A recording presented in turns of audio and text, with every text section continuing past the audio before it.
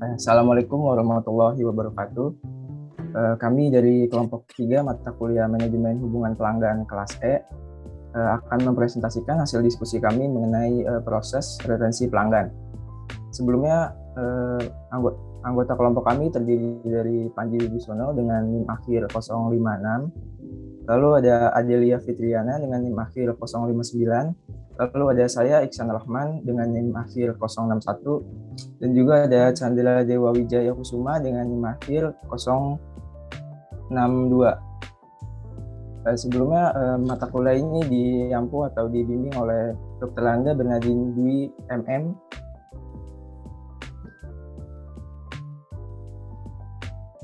Ini adalah profil atau penampakan dari anggota kami dan juga dosen pembimbing mata kuliah Manajemen Hubungan Pelanggan. Jadi topik pembahasan atau topik yang akan dibahas pada presentasi kali ini yang pertama yaitu mengenai retensi pelanggan. Lalu yang kedua mengenai strategi retensi pelanggan. Yang ketiga mengenai KPI retensi pelanggan. Yang keempat mengenai customer churn melalui riset. Dan yang kelima strategi pengembangan pelanggan. Yang keenam strategi memutus hubungan pelanggan. Lalu yang terakhir yaitu studi kasus. Kita masuk saja langsung ke pendahuluan. Ketatnya persaingan pasar pada saat ini secara tidak langsung akan menuntun perusahaan untuk mempertahankan pangsa pasarnya dengan jalan produsen harus lebih memperhatikan kebutuhan dan juga keinginan pelanggan. Salah satu metode yang paling efektif dan memiliki nilai yang lebih baik dalam meningkatkan profitabilitas perusahaan dan meraih pangsa pasar yaitu dengan membangun hubungan jangka panjang dengan para pelanggan mereka. Menurut Battle pada tahun 2004, perusahaan harus melakukan tindakan yang nyata untuk melihat tingkat loyalitas pelanggan, yaitu customer retention. Lalu juga menurut Griffin pada tahun 2003, customer retention memberikan penjelasan mengenai lamanya hubungan perusahaan dengan pelanggan, di mana customer retention menunjukkan presentasi pelanggan yang melakukan pembelian ulang pada suatu produk dalam jangka waktu tertentu.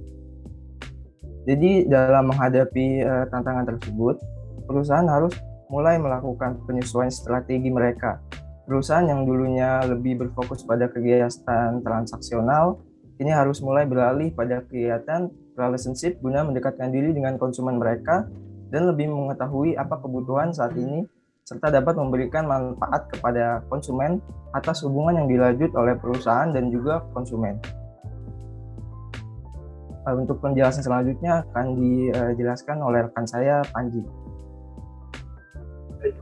Selanjutnya ada definisi dari retensi pelanggan.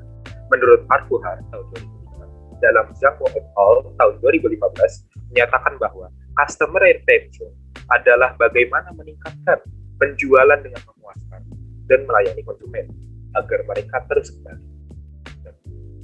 Dan tahun 2012.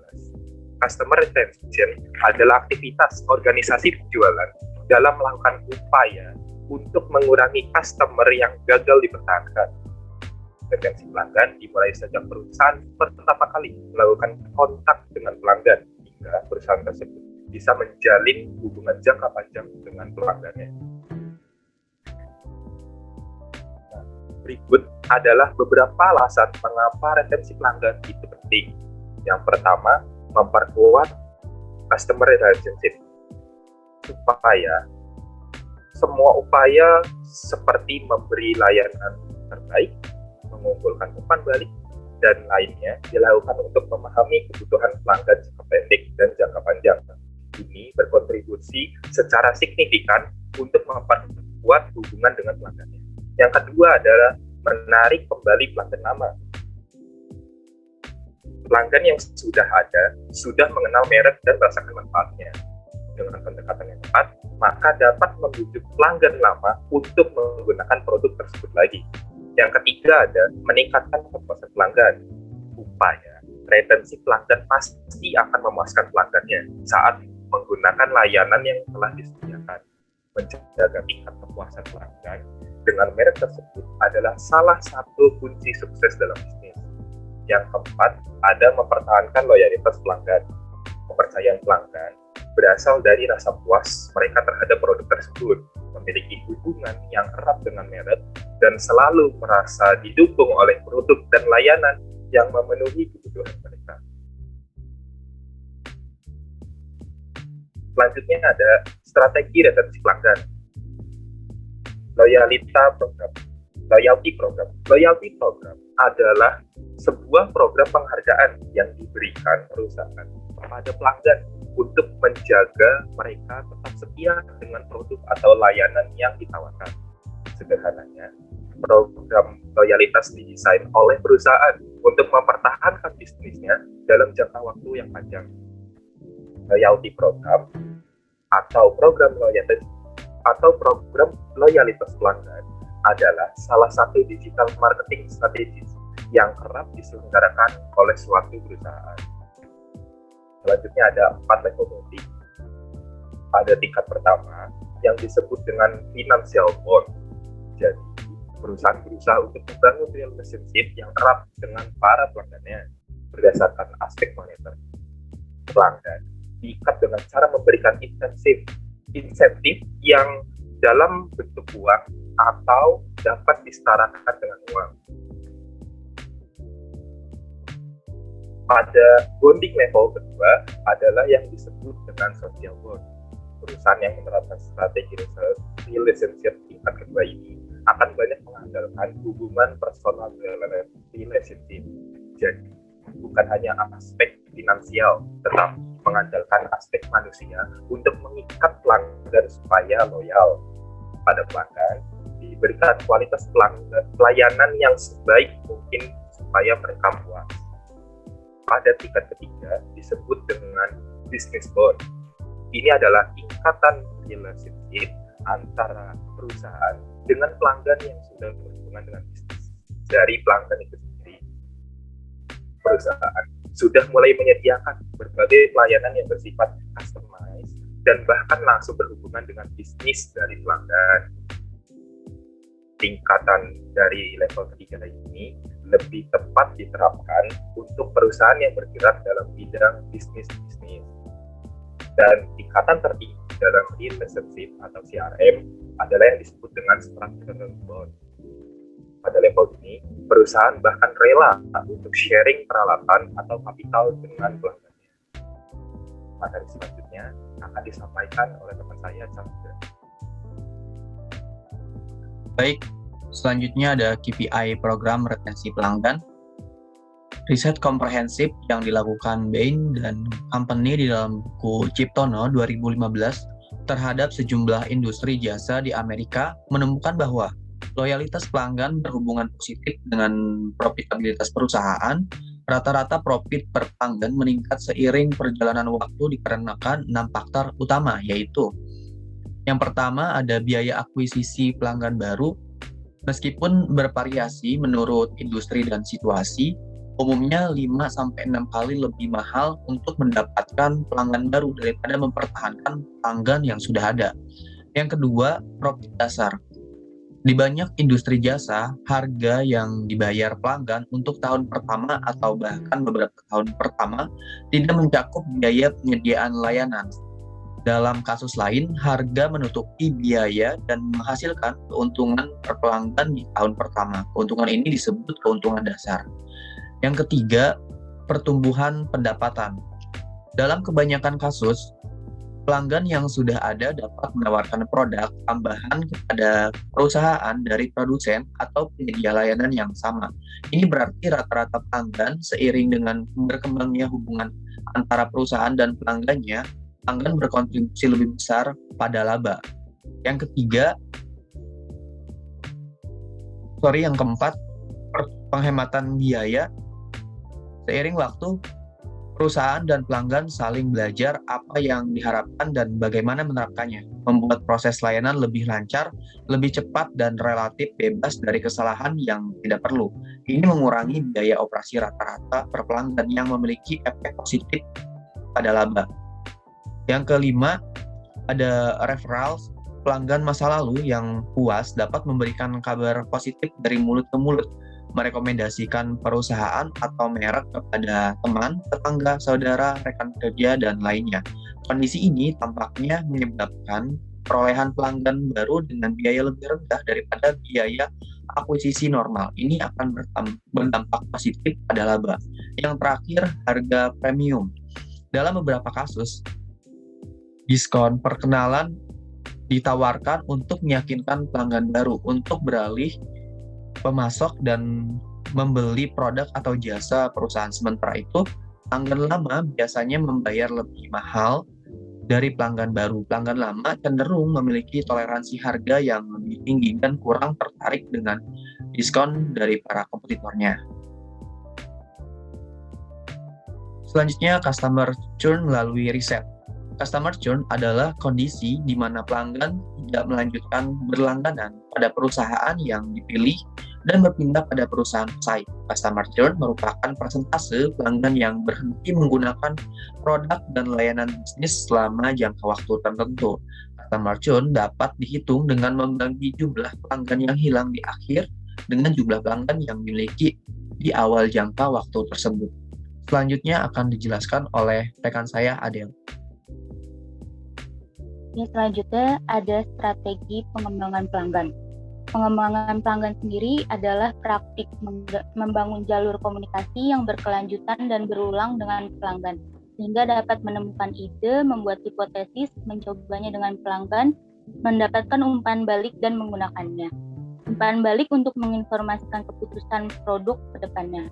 Karakteristik dari kesuksesan CRM ini berdasarkan pengembangan pelanggan, yaitu dengan data mining, customisasi, integrate customer communication.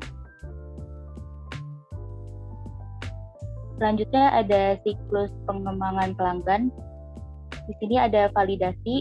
Dalam fase ini menggunakan wawancara pelanggan untuk mencari tahu apakah produk yang ditawarkan dibutuhkan atau tidak, dapat membantu atau tidak. Selanjutnya itu ada pengembangan versi pertama, yaitu dalam fase ini menggunakan wawancara pelanggan untuk mencari tahu fitur apa yang harus dikembangkan dan dibangun. Selanjutnya yang ketiga ada literasi. Dalam fase ini meningkatkan produk menggunakan wawancara pelanggan untuk mencari tahu apakah mereka menikmati produk tersebut, siapa yang memanfaatkannya secara maksimal, dan fitur baru apa yang mungkin dibutuhkannya. Selanjutnya di sini ada strategi memutus hubungan pelanggan, yaitu dengan menaikkan harga untuk menjadikan mereka profitable.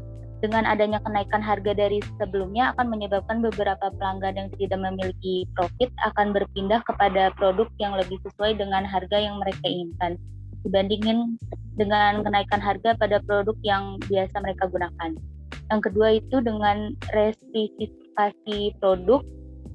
Jika suatu perusahaan melakukan respesifikasi produk ini, maka bagi pelanggan yang menggunakan produk tersebut karena spesifikasinya yang tidak sesuai dengan keinginan mereka, mereka akan beralih kepada produk yang memang sesuai dengan kebutuhan mereka. Jika respesifikasi produk ini dilakukan, maka pelanggan yang profitable akan mencari produk lain yang sejenis namun sesuai dengan kriteria yang mereka inginkan.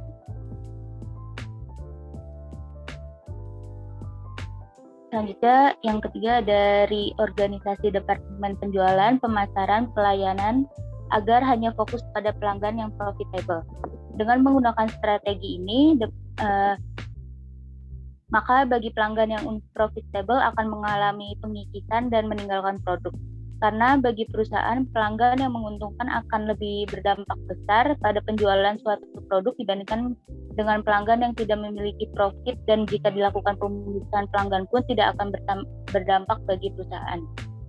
Dengan memperkenalkan sistem pelayanan ABC, yaitu Active Based Costing System, adalah salah satu metode yang digunakan dalam menghitung biaya berdasarkan aktivitas. Perhitungan yang dihasilkan akan bermanfaat bagi manajemen untuk menelusuri keterangan mengenai aktivitas apa saja yang diperlukan dan yang tidak diperlukan perusahaan dalam proses produksi. Lalu ada metode ABC ini dapat digunakan untuk membantu dalam pengambilan keputusan dalam perusahaan. Selanjutnya akan dijelaskan oleh teman saya, Panji. Berikut adalah studi kasus yang pertama. Retensi pelanggan pada Indofood. Pembentukan fungsi layanan konsumen Indofood. Untuk mengelola setiap kritik dan saran dari konsumen, Indofood membentuk fungsi layanan konsumen. Informasi call center dari layanan konsumen Indofood dapat diakses di alamat www.indofood.com/customer-care. Kita juga dapat menghubungi layanan konsumen ini melalui telepon bebas biaya. Selanjutnya ada pemasaran yang bertanggung jawab. Indofood telah menerapkan praktik pemasaran dan komunikasi yang beretika dalam berbagai kegiatan pemasaran dan promosinya. Indofood memastikan bahwa pemberian informasi produk yang akurat, bertanggung jawab, serta sesuai dengan ketentuan dan perilaku peraturan yang berlaku. Dari sisi harga, Indofood menyesuaikan harganya dengan target pasar yang potensial. Seperti harga mie instan, Indofood membidik dua target pasar, yaitu kalangan menengah ke bawah dan menengah ke atas. Untuk target menengah ke bawah, Indofood meluncurkan Super Mie dan Sari Mie, serta strategi harga yang digunakan adalah menggunakan strategi harga sama dengan rata-rata pesaing. Sedangkan untuk target menengah ke atas, Indofood menggunakan Indomie sebagai produk yang digunakan.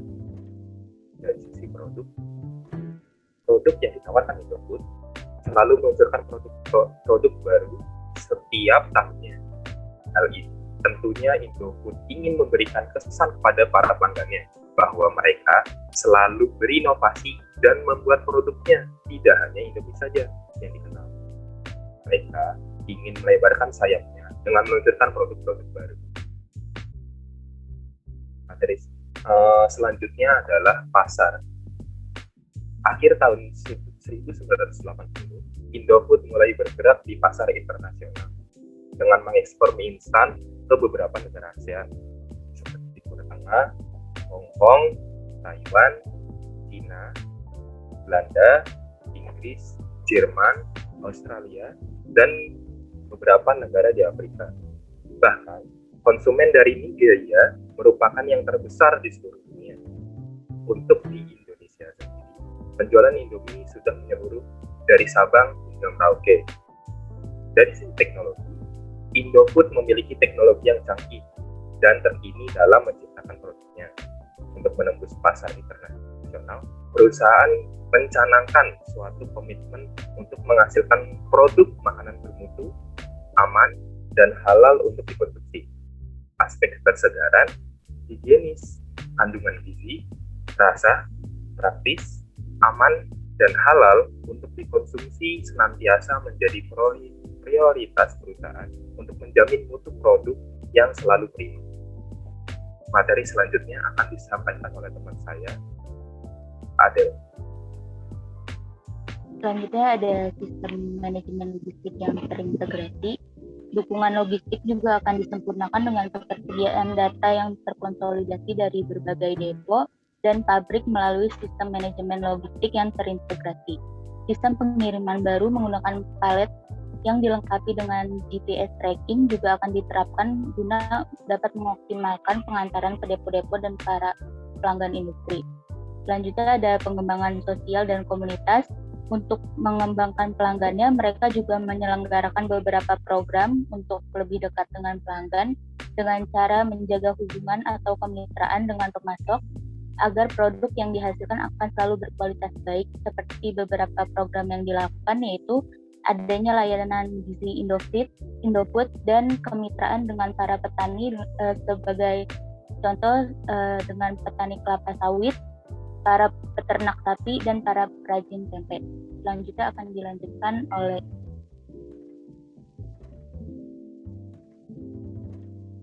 untuk selanjutnya kita membahas studi kasus yang kedua, yaitu mengenai retensi pelanggan pada Garuda Indonesia. Jadi industri penerbangan banyak maskapai membuat program retensi yang disebut dengan Frequent Flyer Program atau FFP, yang merupakan sebuah program kesetiaan yang ditawarkan dengan cara mendaftarkan pelanggan yang memakai jasa penerbangan dalam bentuk akumulasi poin yang dihubungkan dengan jarak tempuh penerbangan pada pesawat. Jadi program GFF Garuda Indonesia ini terbagi menjadi 4 bagian, yaitu GFF reguler, GFF Junior, dan juga Executive Card Plus, dan Garuda Indonesia Co-Brand, di mana masing-masing program memiliki syarat dan metode penggunaan yang berbeda. GFF reguler diperuntukkan bagi anggota yang berumur 12 tahun ke atas, lalu GFF Junior diperuntukkan bagi anggota di bawah umur 12 tahun, lalu SC Plus menyediakan layanan yang sama dengan GFF Gold, namun disertai dengan pertanggungan asuransi, sedangkan GIC merupakan kombinasi dari GFF Member Card dengan kartu kredit Citibank. Selanjutnya, retensi yang dilakukan yaitu dengan konsep layanan yang diterapkan pada Garuda Indonesia dengan mengusung keramat tamahan Indonesia yang diaplikasikan dalam ikon yang memanjakan panca indera. Di mana Garuda Indonesia Experience yaitu konsep layanan baru yang menyajikan aspek-aspek terbaik dari Indonesia kepada para penumpang, mulai dari saat reservasi penerbangan hingga tiba di bandara tujuan. Jadi para penumpang akan dimanjakan oleh pelayanan yang tulus dan bersahabat yang menjadi ciri keramat tamahan Indonesia, diwakili oleh salam Garuda Indonesia dari para awak kabin Garuda Indonesia. Selanjutnya, dari segi teknologi, Garuda Indonesia ini menerapkan IT dan internet untuk meningkatkan daya saing perusahaannya, yang mana pada akhirnya telah terbukti menciptakan keunggulan kompetitifnya. Beberapa aplikasi IT yang telah diterapkan dalam rangka menciptakan keunggulan bersaing yaitu seperti ERP, yaitu Enterprise Resource Planning, untuk meningkatkan kinerja dan daya saing perusahaan, aplikasi proses pengadaan secara online atau e-pronouncement, lalu IT Service Management, lalu juga Garuda Indonesia ini sudah menerapkan e-ticketing secara menyeluruh sesuai dengan ketentuan dari IATA. Untuk selanjutnya akan dibacakan oleh rekan saya, Chandra. Baik, selanjutnya selain strategi yang dilakukan tersebut, Garuda Indonesia juga melakukan strategi pengembangan pelanggan dengan cara menanamkan mindset kepada para masyarakat bahwa Garuda Indonesia merupakan maskapai terbaik di Indonesia karena adanya keunggulan yang dirasakan langsung oleh pelanggan seperti strategi berikut ini. Yang pertama ada track record keselamatan penerbangan, fasilitas in-flight memadai, didukung teknologi canggih, ketepatan waktu, dan memiliki jumlah armada pesawat terbanyak.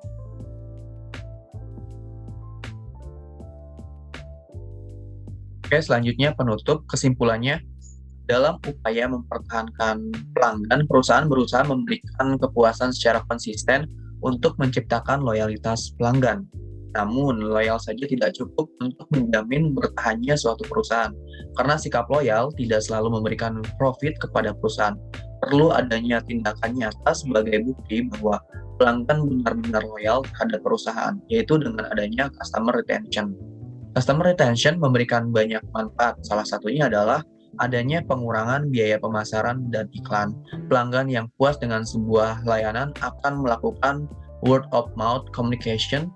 Dwyer dan Tanner 1999 mengemukakan bahwa customer retention memiliki pengaruh yang sangat kuat terhadap profit. Peningkatan retensi yang terjadi akan mengakibatkan adanya peningkatan pada profit, khususnya retensi yang dihasilkan karena hubungan baik dengan pelanggan. Baik, sekian yang dapat kami sampaikan. Kurang lebihnya mohon maaf. Semoga bermanfaat. Wassalamualaikum warahmatullahi wabarakatuh.